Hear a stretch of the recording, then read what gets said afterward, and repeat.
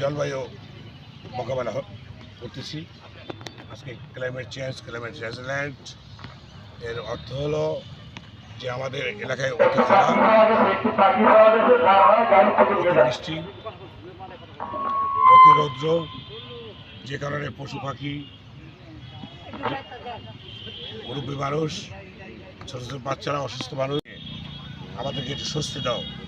আমার পশু পাখি মানুষ যাতে স্বস্তিতে থাকতে পারে, ভালো থাকতে পারে, শান্তিতে থাকতে পারে, আল্লাহর কাছে এই ফরিয়াদটা করেছি যে আল্লাহ, আমরা পাপী বান্দা, আমাদেরকে মাফ করে আমাদের এই আরাফার ময়দানের মতন আন্তরিক কলেজকে আমরা আরাফার ময়দানের দিকে তাকিয়ে, আল্লাহর দিকে তাকিয়ে আমাদের আলেম ওলামাগণ, সকল মুসল্লি, সকল পেশাজীবী সংগঠন, রাজনৈতিক নেতৃবৃন্দ, সুশীল সমাজ, আমরা আজকে উল্টা জামা পরেছি, উল্টা টুপি পরেছি, উল্টা হাত দিয়ে মনোজাত করেছি আল্লাহর কাছে ফরিয়াদ করি যে আল্লাহ, তুমি আমাদের দেশে শান্তি বর্ষিত করো এবং বৃষ্টি দাও এবং অতিরিক্ত খরা থেকে, রোদ থেকে আমাদেরকে মাফ করে দাও।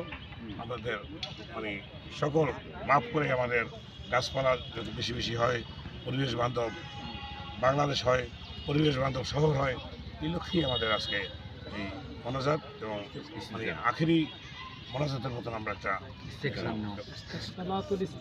সালাতুল ইস্তিসকা আমরা এখানে বাস্তবায়ন করেছি।